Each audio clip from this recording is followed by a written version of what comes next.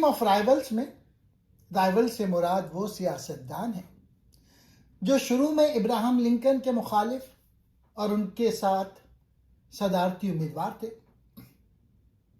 لیکن بعد میں لنکن نے انہیں اپنی کابینہ میں شامل کر لیا۔ یہ لنکن کی بڑی سیاسی حکمت عملی تھی کہ انہوں نے اپنے مخالفین کو قریب لا کر ساتھ بٹھایا تاکہ ملک کے مشکل حالات یعنی امریکہ میں خانہ جنگی جو چل رہی تھی اس میں بہترین دماغوں سے فائدہ اٹھایا جا سکے۔ اہم حریف یہ چار تھے۔ پہلے ولیم ایچ سیورڈ، لنکن کے سب سے بڑے سیاسی حریف اور ریپبلکن پارٹی کے صدارتی امیدوار، بعد میں لنکن کے وزیر خارجہ بنے۔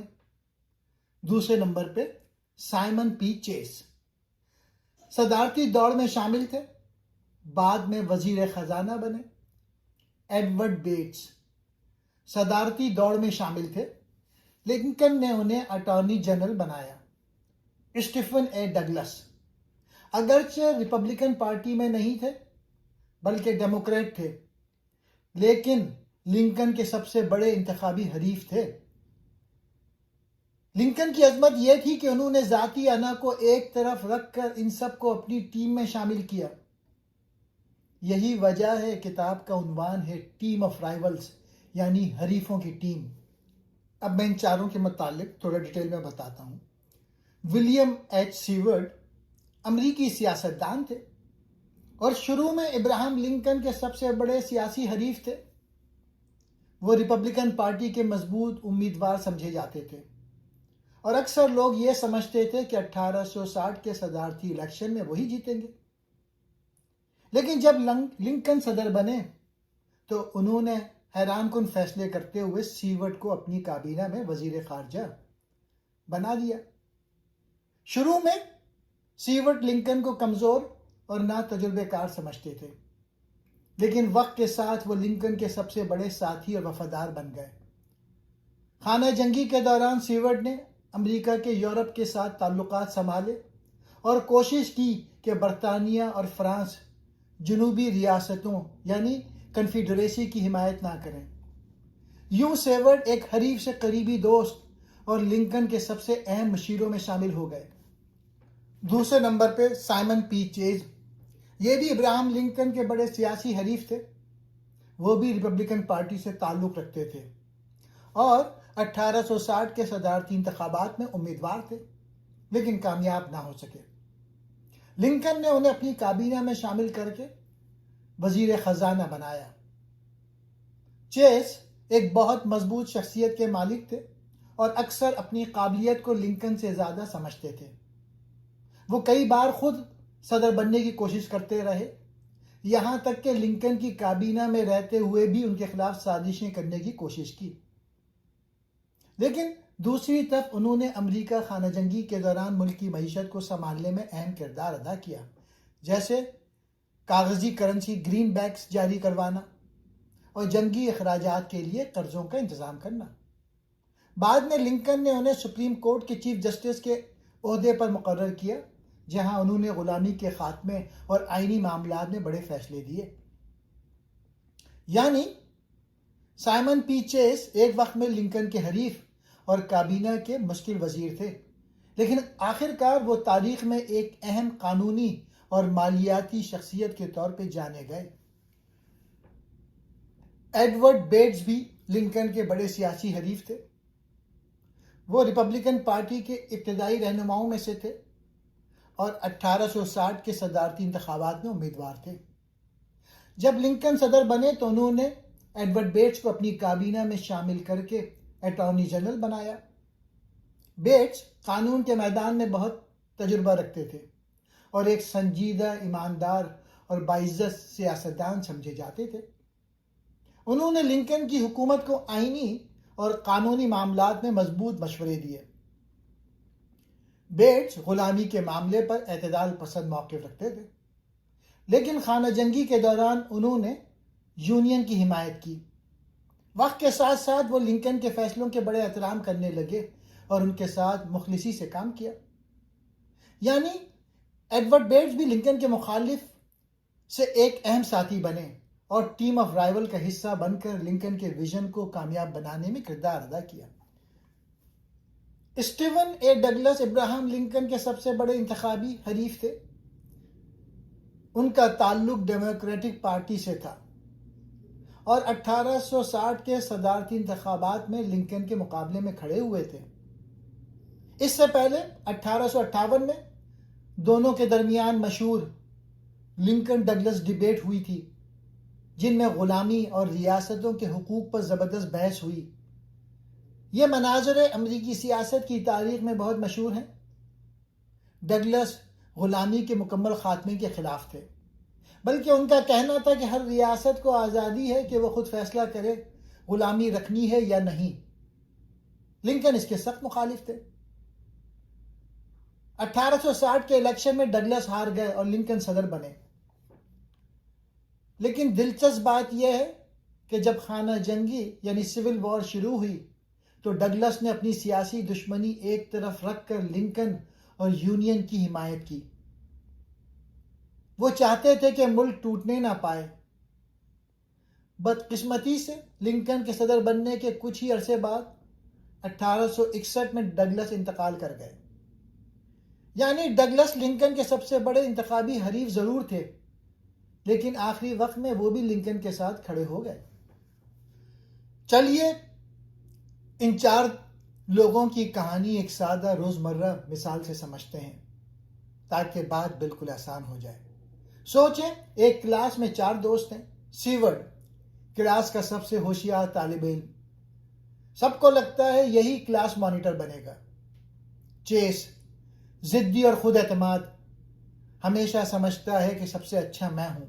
بیٹس سنجیدہ، ایماندار اور قانون و اصول پر زور دینے والا۔ ڈگلس دوسری ٹیم کا لیڈر جو ہمیشہ بحث میں سب سے آگے رہتا ہے۔ اب ہوتا یہ ہے کہ مانیٹر منتخب کرنے کا وقت آتا ہے اور حیران کن طور پر لنکن مانیٹر بن جاتے ہیں، جسے سب عام اور سادہ سمجھتے تھے۔ پہلے تو باقی سب کو برا لگتا ہے، لیکن لنکن کمال کرتے ہیں۔ وہ بجائے ان کو نظر انداز کرنے کے سب کو اپنی مانیٹر کی ٹیم میں شامل کر لیتے ہیں۔ سیورڈ کو وہ کلاس کے باہر کے تعلقات سنبھالنے کا کام دیتے ہیں۔ چیس کو پیسوں کا حساب کتاب رکھنے کی ذمہ داری دیتے ہیں۔ بیٹس کو قانون اور اصول دیکھنے کا ٹاسک دیتے ہیں۔ ڈگلس اگرچہ مخالف ٹیم کا لیڈر تھا، لیکن آخرکار وہ بھی لنکن کا ساتھ دیتا ہے۔ یعنی وہ کلاس جو لڑائی جھگڑوں میں تھی، لنکن کی حکمت عملی سے ایک ٹیم بن جاتی ہے۔ یہی وجہ ہے کتاب کا نام ہے ٹیم آف رائیولز، یعنی حریفوں کی ٹیم۔ لنکن کی موت کے وقت ان کے حریفوں اور کابینہ کے ارکان نے مختلف جذبات کا اظہار کیا۔ ولیم سیورڈ نے کہا، میں آج بہت افسردہ ہوں۔ اب امریکہ ایک عظیم رہنما کھو گیا ہے۔ میں نے ہمیشہ اس کی حکمت کو کم سمجھا، لیکن آج میں سمجھتا ہوں کہ وہ سب سے عظیم تھا۔ سائمن پی چیس کہتے ہیں، لنکن کے جانے سے ملک ایک خلا میں چلا گیا۔ میں نے کبھی اس سے اختلاف کیا، لیکن آج میں محسوس کرتا ہوں کہ اس کی بصیرت اور حوصلہ ناقابل مثال تھا۔ ایڈورڈ بیٹس کہتے ہیں، صدر کی موت ایک بہت بڑا نقصان ہے۔ وہ قانون اور انصاف کے لیے دل سے کام کرتا تھا۔ ہم سب اس کی قربانی کو یاد رکھیں گے۔ اسٹیون اے ڈگلس 1861 میں پہلے ہی وفات پا چکے تھے، لیکن دیگر مخالفین نے بعد میں کہا کہ لنکن نے اپنی دشمنی اور اختلافات کے باوجود ملک کو ایک مضبوط قیادت دی۔ سیورڈ نے لنکن کے انتقال پہ کہا، now he belong to the ages. اس کا مطلب یہ ہے کہ لنکن کی شخصیت، خدمات اور عظمت اب صرف موجودہ زمانے کی نہیں بلکہ تاریخ کے ہر دور میں یاد رکھی جائے گی، یعنی وہ ہمیشہ تاریخ کا حصہ بن گئے ہیں۔ حریفوں کی ٹیم۔ یہ کتاب ابراہم لنکن کی سیاسی بصیرت اور قیادت پہ ہے۔ لنکن امریکہ کے سول وار کے دور میں صدر بنے۔ ان کی سب سے بڑی خوبی یہ تھی کہ انہوں نے اپنے مخالفین کو بھی اپنی ٹیم میں شامل کیا۔ لنکن جانتے تھے کہ بڑے مقصد کے لیے ذاتی انا قربان کرنی پڑتی ہے۔ انہوں نے اپنے سیاسی مخالفین کو عہدوں پر فائز کیا تاکہ مختلف رائے اور ذہانت اکٹھی ہو۔ یہ قیادت کا سبق ہے کہ مضبوط لیڈر اختلاف رائے سے گھبراتا نہیں بلکہ اسے طاقت میں بدل دیتا ہے۔ ان کی یہی حکمت عملی امریکہ کو خانہ جنگی سے نکال کر ایک متحد ملک بنانے میں کامیاب ہوئی۔ اصل لیڈر وہ ہے جو دشمن کو بھی ساتھ لے کر چل سکے۔ ابراہم لنکن نے ثابت کیا کہ عظمت طاقت میں نہیں بلکہ اتحاد پیدا کرنے میں ہے۔ اس کتاب میں دکھایا گیا ہے کہ لنکن کی سب سے بڑی خوبی یہ تھی کہ وہ اپنے مخالفین کو بھی ساتھ ملا کر ٹیم بنانے میں ماہر تھے۔ اس کتاب کے 5 اہم نکات ہیں۔ سیاسی مخالفین کو ساتھ لے کے چلنا۔ لنکن نے 1860 کے صدارتی انتخابات میں اپنے سخت ترین مخالفین کو اپنی کابینہ میں شامل کیا۔ یہ لوگ ان کے حریف تھے، لیکن لنکن نے ان کی صلاحیتوں کو نظر انداز نہیں کیا۔ قیادت کا اصل ہنر۔ لنکن نے ذاتی انا کو ایک طرف رکھ کر بڑے مقصد پہ توجہ دی، امریکہ کو متحد رکھنا اور غلامی ختم کرنا۔ وہ تنقید برداشت کرتے تھے، اختلاف رکھنے والوں کی رائے بھی سنتے تھے۔ برداشت اور حوصلہ۔ لنکن نے دکھایا کہ وہ ایک کامیاب لیڈر وہ ہے جو تنقید کرنے والوں کو دشمن نہیں بلکہ مشیر سمجھتا ہے۔ امریکہ خانہ جنگی۔ اس دوران لنکن نے اپنی ٹیم کو متحد رکھا، حالانکہ سب کے خیالات الگ تھے۔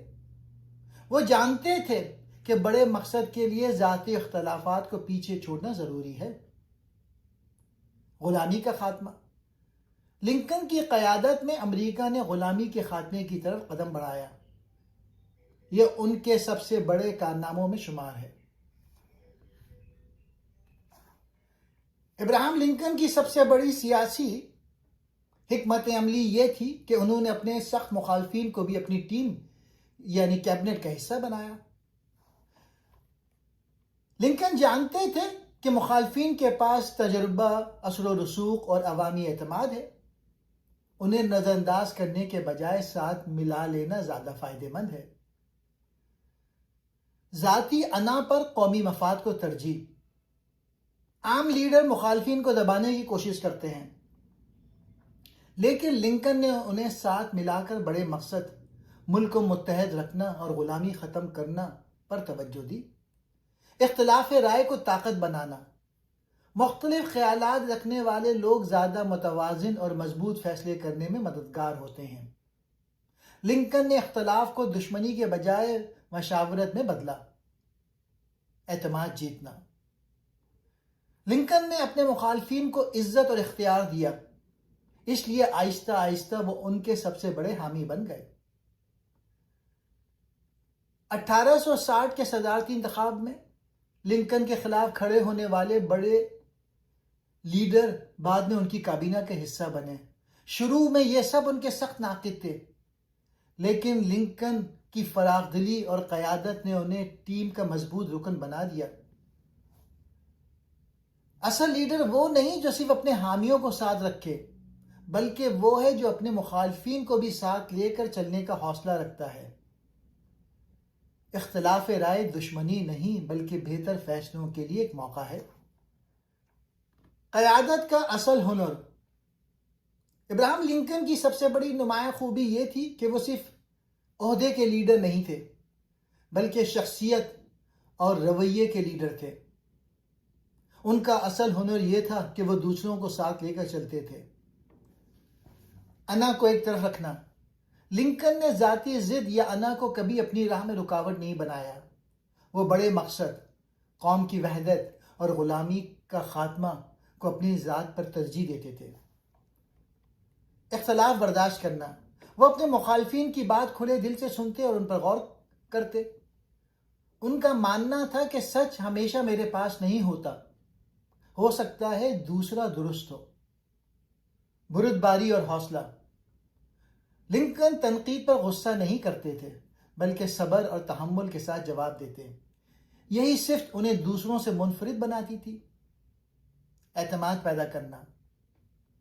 ایک لیڈر کی اصل طاقت یہ ہے کہ لوگ اس پر بھروسہ کریں. لنکن نے یہ بھروسہ انصاف، عاجزی اور ایمانداری سے جیتا. بڑے مقصد پر فوکس. لنکن نے کبھی چھوٹے ذاتی فائدوں یا وقتی سیاست کو اہمیت نہیں دی. ان کی توجہ ہمیشہ قوم کے بڑے مسائل پر رہی. مثال کے طور پہ لنکن کو اپنے ہی وزراء سے سخت مخالفت اور تنقید کا سامنا کرنا پڑا، مگر انہوں نے کبھی انہیں دشمن نہیں سمجھا. وہ کہتے تھے، میں اپنے دشمن کو دوست بنا کر جیتتا ہوں. قیادت کا اصل ہنر طاقت یا اختیار میں نہیں بلکہ عاجزی، برداشت اور بڑے مقصد کے لیے انا کو قربان کرنے میں ہے.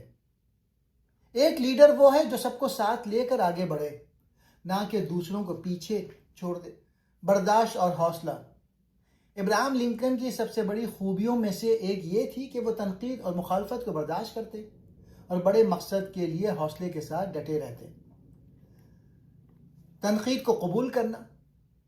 لنکن پر اکثر ان کی کابینہ اور سیاسی مخالفین سخت تنقید کرتے تھے، مگر وہ غصے کے بجائے تحمل کے ساتھ سنتے تھے.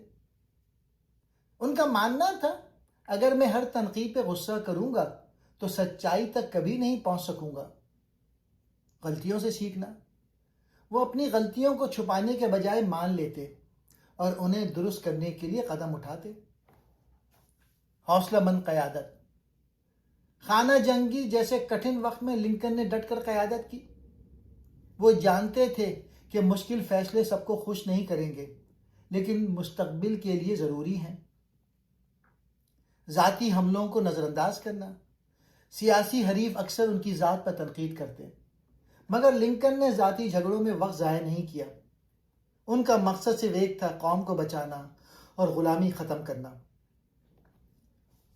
مثال کے طور پہ ایک موقع پر لنکن کے قریبی ساتھیوں نے ان سے کہا کہ ایک وزیر انہیں بار بار بدنام کرتا ہے تو انہیں نکال دینا چاہیے.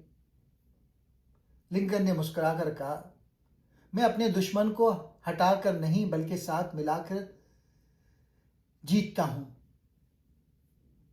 اصل طاقت برداشت اور صبر میں ہے. لیڈر وہ ہے جو مخالفت کے باوجود حوصلے سے اپنا سفر جاری رکھے. برداشت اور حوصلہ ہی بڑی خوبیوں کو حقیقت میں بدلتے ہیں. امریکہ خانہ جنگی. امریکہ کی خانہ جنگی 1861 سے 1865 ابراہم لنکن کی قیادت کے دور کا سب سے بڑا اور مشکل امتحان تھا. یہ جنگ شمالی ریاستوں یعنی یونین اور جنوبی ریاستوں یعنی کنفیڈریسی کے درمیان ہوئی. جنگ کی 3 بڑی وجوہات تھیں. غلامی کا مسئلہ. شمالی ریاستیں غلامی کے خلاف تھیں. جنوبی ریاستیں اپنی معیشت، کھیتوں اور کپاس غلام مزدوروں پر چلاتی تھیں، اس لیے غلامی ختم کرنے کے خلاف تھیں. دوسرا، ریاستوں کے حقوق. جنوب چاہتا تھا کہ ہر ریاست کو اپنی مرضی سے قوانین بنانے کی اجازت ہو، جبکہ لنکن کا موقف تھا کہ قوم کو ایک ہی قانون کے تحت متحد رہنا چاہیے. تیسرا، لنکن کا صدر بننا. 1860 میں لنکن صدر بنے اور ان کی کامیابی نے جنوبی ریاستوں کو خوفزدہ کر دیا. نتیجہ یہ نکلا کہ 11 جنوبی ریاستوں نے اتحاد یعنی یونین چھوڑ کر اپنی حکومت بنا لی. جنگ اور لنکن کی قیادت. خانہ جنگی کے دوران لنکن کو نہ صرف فوجی چیلنجز بلکہ اپنی کابینہ کے اندرونی اختلافات کا بھی سامنا تھا. انہوں نے اپنی ٹیم کو متحد رکھا اور فیصلہ کن اقدامات کیے. غلاموں کی آزادی کا اعلان. 1863 میں لنکن نے ایک تاریخی اعلان کیا. جنوبی ریاستوں کے تمام غلام آزاد سمجھے جائیں گے. یہ اعلان جنگ کا مقصد صرف قوم کو بچانا سے بڑھا کر غلامی کا خاتمہ بھی بنایا گیا. جنگ کا اختتام. 1865 میں شمالی ریاستوں نے خانہ جنگی جیت لی. غلامی کا باضابطہ خاتمہ ہوا آئینی ترمیم کے ذریعے. لیکن اسی سال لنکن کو ایک سازش میں قتل کر دیا گیا. امریکہ خانہ جنگی سے یہ سبق ملتا ہے کہ بڑے فیصلے قربانی اور حوصلے مانگتے ہیں. قوم کی وحدت اور انصاف کے لیے لیڈر کو سخت ترین مخالفت کے باوجود ڈٹنا پڑتا ہے. لنکن کی قیادت نے امریکہ کو ٹوٹنے سے بچایا اور غلامی کا خاتمہ کر کے نئی تاریخ رقم کی. غلامی کا خاتمہ. ابراہم لنکن کی قیادت میں امریکہ کے سب سے بڑی تاریخی کامیابی غلامی کا خاتمہ تھی. یہ صرف ایک سیاسی فیصلہ نہیں بلکہ انسانیت کے لیے سنگ میل تھا. لنکن کا نظریہ. لنکن شروع سے غلامی کے خلاف تھے. وہ مانتے تھے کہ کسی انسان کو دوسرے انسان کی ملکیت نہیں ہونا چاہیے. امریکی خانہ جنگی اور غلامی. شمالی ریاستیں غلامی کے خاتمے کی حامی تھیں. جنوبی ریاستیں اپنی معیشت غلاموں پر چلاتی تھیں، اس لیے وہ سخت مخالفت میں تھے. اسی اختلاف نے خانہ جنگی کو جنم دیا. 1863 میں ایمنسپیشن پروکلیمیشن جنگ کے دوران لنکن نے ایک تاریخی حکم جاری کیا: جنوبی ریاستوں کے تمام غلام آزاد ہوں گے. اس فیصلے نے جنگ کا مقصد صرف ملک کو متحد رکھنا سے بڑھا کر انسانوں کو آزاد کرانا بھی بنا دیا. 13ویں آئینی ترمیم 1865. لنکن کے دور میں امریکی آئین میں 13ویں ترمیم منظور ہوئی، جس کے تحت پورے ملک میں غلامی ہمیشہ کے لیے ختم کر دی گئی. امریکی تاریخ کے لاکھوں سیاہ فام غلام جو صدیوں تک زنجیروں میں جکڑے تھے، لنکن کے فیصلے کے بعد آزاد ہوئے. یہ لمحہ امریکہ میں انسانی آزادی اور مساوات کی بنیاد بنا. غلامی کا خاتمہ لنکن کی سب سے بڑی میراث ہے. یہ ثابت کرتا ہے کہ ایک لیڈر کا فیصلہ نسلوں کی تقدیر بدل سکتا ہے. انصاف اور آزادی وہ اقدار ہیں جو ایک قوم کو اصل طاقت دیتی ہے. اس کتاب کے کچھ مشہور اقتباسات. میں اپنے دشمنوں کو تب ختم کرتا ہوں جب انہیں دوست بنا لیتا ہوں. وہ گھر جو اپنے ہی خلاف بٹ جائے کبھی قائم نہیں رہ سکتا. میری پالیسی یہ ہے کہ میری کوئی سخت پالیسی نہ ہو. میں آہستہ چلنے والا ہوں لیکن کبھی پیچھے نہیں ہٹتا. 13ویں ترمیم امریکی آئین میں ایک تبدیلی ہے جو 1865 میں منظور کی گئی. اس کے ذریعے غلامی ہمیشہ کے لیے ختم کر دی گئی. جبری مشقت یعنی کسی کو زبردستی بغیر معاوضے کے کام پر مجبور کرنا بھی غیر قانونی قرار دیا گیا، سوائے اگر کسی کو عدالت نے جرم کی سزا دی ہو تو جیل میں کام کروایا جا سکتا ہے. ترمیم کا اصل مطلب کوئی بھی شخص اب امریکہ میں غلام نہیں ہو سکتا. سب کو برابر شہری مانا گیا. یہ امریکہ میں انسانی آزادی اور مساوات کی بنیاد رکھنے والا سب سے بڑا قانونی قدم تھا. تاریخی پس منظر. خانہ جنگی کے دوران صدر ابراہم لنکن نے غلامی ختم کرنے کا فیصلہ کیا. کانگریس نے 31 جنوری 1865 کو یہ ترمیم پاس کی. اسی سال دسمبر میں ریاستوں نے بھی اسے منظور کر لیا اور یوں غلامی امریکہ میں ہمیشہ کے لیے ختم ہو گئی. 13ویں ترمیم وہ قانون ہے جس نے امریکہ میں غلامی کا دروازہ ہمیشہ کے لیے بند کر دیا اور سب کو آزاد شہری کا درجہ دیا. صدر ابراہم لنکن کو 13ویں ترمیم پاس کروانے کے کئی بڑے چیلنجز کا سامنا تھا. خانہ جنگی کا دباؤ. امریکہ خانہ جنگی میں الجھا ہوا تھا. لنکن کو ایک طرف جنگ ختم کرنی تھی اور دوسری طرف غلامی کو بھی جڑ سے مٹانا تھا. سیاسی مخالفت. کانگریس کے کئی اراکین خاص طور پہ ڈیموکریٹس اور کچھ ریپبلکن غلامی ختم کرنے کے سخت خلاف تھے. وہ سمجھتے تھے کہ اس سے معیشت برباد ہو جائے گی. وقت کی کمی. لنکن جانتے تھے کہ اگر جنگ ختم ہو گئی اور جنوبی ریاستیں کنفیڈریسی واپس آ گئیں تو وہ ترمیم کو کبھی منظور نہیں ہونے دیں گی. اس لیے انہیں ترمیم فوراً پاس کروانی تھی. پارٹی کے اندر اختلافات. ریپبلکن پارٹی کے اندر بھی سب متفق نہیں تھے. کچھ لوگ چاہتے تھے کہ پہلے جنگ ختم ہو پھر غلامی پر بات ہو. عوامی دباؤ. ملک کے کئی حصوں میں لوگ غلامی ختم کرنے کے حق میں نہیں تھے. اس لیے لنکن کو عوامی رائے اور سیاست دونوں کا سامنا تھا. اخلاقیات بمقابلہ سیاست. لنکن ایک اصولی فیصلہ لینا چاہتے تھے لیکن انہیں ووٹ حاصل کرنے کے لیے سیاسی جوڑ توڑ، وعدے اور دباؤ ڈالنے کے طریقے بھی استعمال کرنے پڑے. ان سب رکاوٹوں کے باوجود لنکن نے ثابت کیا کہ حقیقی لیڈر وہ ہوتا ہے جو مشکل فیصلے کر کے تاریخ بدلتا ہے. 13ویں ترمیم کے مخالفی کردار جو تھے ان میں پہلے تو ڈیموکریٹک پارٹی کے رہنما تھے.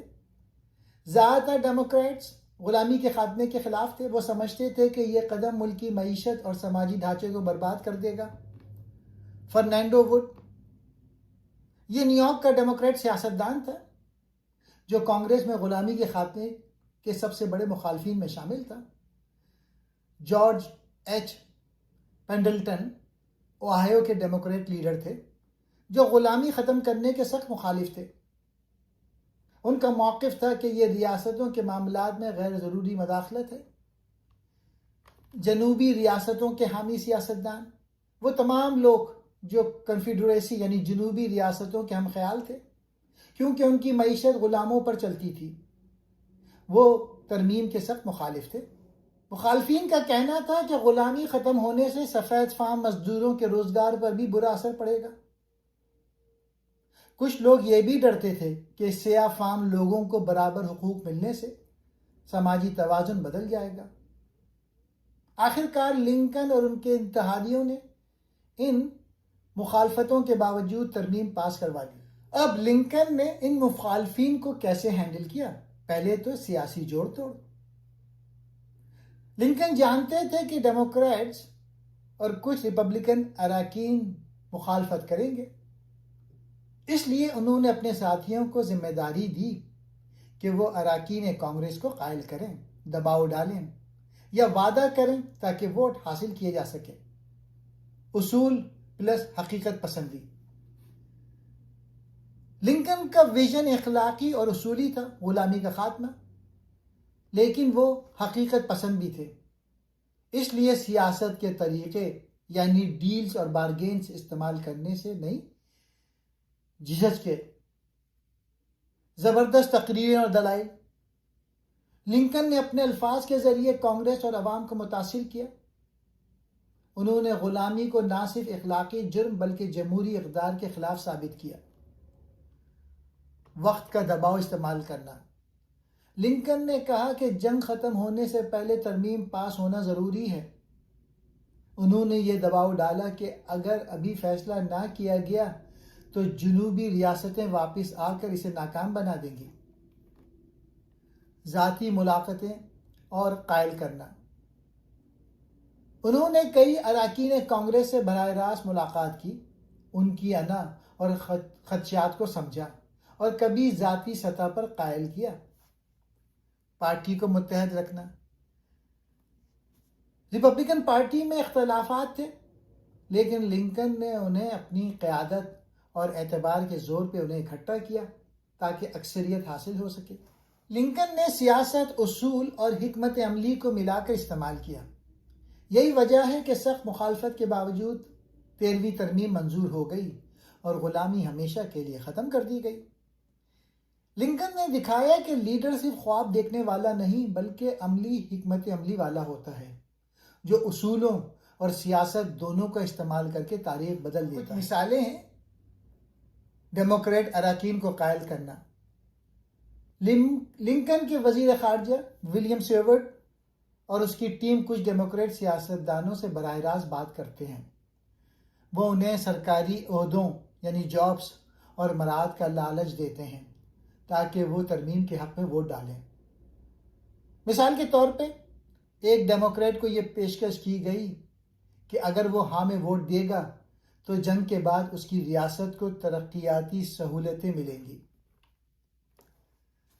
تقریر کے ذریعے قائل کرنا. کانگریس میں لنکن نے کہا کہ یہ ترمیم صرف غلامی ختم کرنے کے لیے نہیں بلکہ امریکہ کے مستقبل کو محفوظ بنانے کے لیے ہے. ان کا جملہ مشہور ہے، ہم غلامی کو ہمیشہ کے لیے ختم کر کے آئندہ نسلوں کو آزاد کریں گے.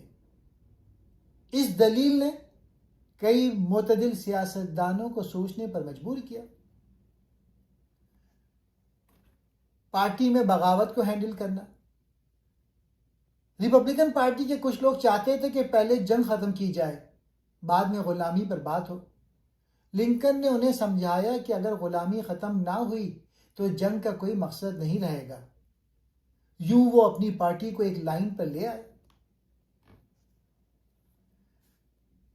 لنکن خود کچھ کانگریس میں سے بات کی. وہ ان کے خدشات سنتا اور بہت نرم لہجے میں انہیں قائل کرتے ہیں.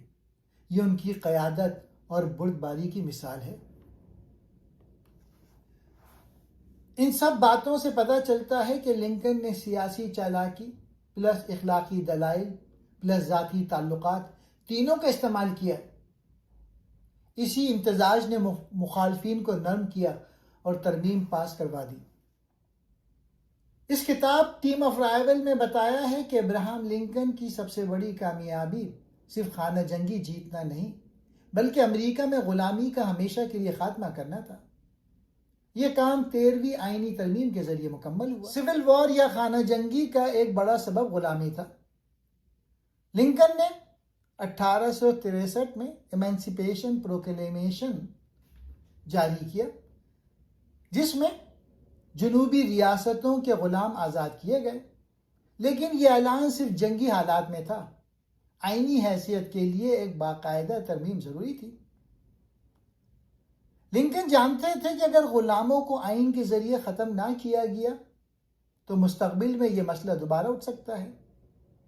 انہوں نے اپنی ٹیم یعنی کابینہ اور کانگریس کے سیاسی مخالفین کو بھی قائل کیا کہ یہ قدم قوم کی بقا کے لیے ضروری ہے. ترمیم کی منظوری. جنوری 1865 میں امریکی کانگریس نے 13ویں ترمیم منظور کی.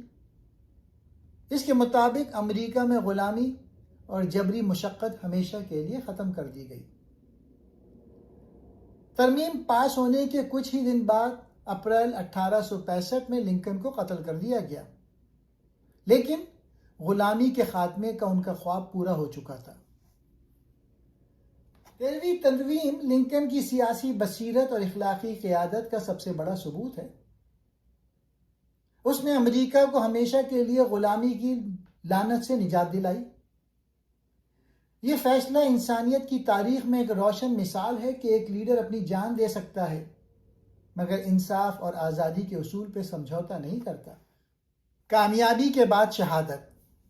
خانہ جنگی میں فتح کے بعد لنکن نے امریکہ کو متحد کر دیا اور غلامی ختم کرائی، لیکن کامیابی کے چند ہی دن بعد 14 اپریل 1865 کو واشنگٹن کے فورڈ تھیٹر میں ایک اداکار جان وکس بوتھ نے انہیں گولی مار دی. اگلے دن 15 اپریل کو لنکن کا انتقال ہو گیا. لنکن نے اپنی زندگی اپنے ملک، قوم اور آزادی کے اصولوں کے لیے وقف کر دی. وہ جانتے تھے کہ ان کے فیصلے غلامی کا خاتمہ، متحدہ امریکہ کا قیام کئی طاقتور حلقوں کو ناراض کریں گے، لیکن انہوں نے سچائی پہ سمجھوتا نہ کیا. لنکن کی موت نے پوری قوم کو غمزدہ کر دیا، لیکن ان کے خواب کو طاقت دی. ان کی قربانی نے غلامی کے خاتمے کو ایک اخلاقی فتح بنا دیا. امریکہ کے عوام نے انہیں دی گریٹ ایمانسیپیٹر یعنی بڑا آزاد کرنے والا کا لقب دیا. ابراہم لنکن کی قربانی نے یہ سبق دیا کہ اصل لیڈر اپنی جان بچانے سے زیادہ سچ اور انصاف بچانے کی فکر کرتا ہے۔ وہ مر گیا لیکن اس کی سوچ اور ویژن زندہ رہے اور امریکہ ہمیشہ کے لیے بدل گیا۔ ابراہم لنکن کو کیوں قتل کیا گیا؟ خانہ جنگی میں شمالی ریاستیں جیت گئیں اور جنوبی ریاستوں کو شکست ہوئی۔ یہ شکست غلامی کے حامیوں کے لیے بڑا دھچکا تھی۔ کئی لوگ لنکن کو اس شکست کا ذمہ دار سمجھتے تھے۔ جان وکس بوتھ کی نفرت۔ وہ سمجھتا تھا کہ لنکن نے جنوب کو برباد کر دیا ہے اور غلامی ختم کر کے ان کی دنیا چھین لی ہے۔ بوتھ نے سوچا کہ اگر لنکن کو قتل کر دیا جائے تو جنوبی لوگ دوبارہ اٹھ کھڑے ہوں گے۔ 14 اپریل 1865 کو خانہ جنگی ختم ہونے کے صرف چند دن بعد لنکن واشنگٹن کے فورڈ تھیٹر میں ڈرامہ دیکھ رہے تھے۔ جان وکس بوتھ نے پیچھے سے آ کے انہیں گولی مار دی۔ لنکن اگلے دن 15 اپریل 1865 کو چل بسے۔ لنکن کو اس لیے قتل کیا گیا کیونکہ انہوں نے غلامی ختم کی، خانہ جنگی جیت کر امریکہ کو بچایا اور وہ آزادی اور اتحاد کی علامت بن گئے۔ لیکن ان کا قتل ان کے دشمنوں کی جیت نہ بن سکا، بلکہ لنکن ایک شہید آزادی کے طور پہ ہمیشہ کے لیے تاریخ میں زندہ ہو گئے۔ جان وکس بوتھ کا خیال تھا کہ اگر وہ لنکن کو قتل کر دے تو جنوبی ریاستیں دوبارہ حوصلہ پکڑیں گی، شکست خوردہ لوگ ایک بار پھر جنگ کے لیے تیار ہو جائیں گے۔ لنکن کی موت سے اتحاد، یونین ٹوٹ جائے گا اور شمالی فتح کمزور ہو جائے گی، لیکن حقیقت اس کے برعکس نکلی۔ لنکن کی شہادت نے قوم کو اور زیادہ متحد کر دیا۔ غلامی کے خاتمے کے فیصلے کو مزید اخلاقی طاقت مل گئی۔ جنوبی ریاستوں کے لوگ دوبارہ نہیں اٹھ سکے۔ اس لیے کہا جا سکتا ہے کہ بوتھ کا خیال ایک غلط فہمی تھا اور اس کا عمل امریکہ کے اتحاد کو توڑنے کے بجائے مزید مضبوط کرنے کا سبب بنا۔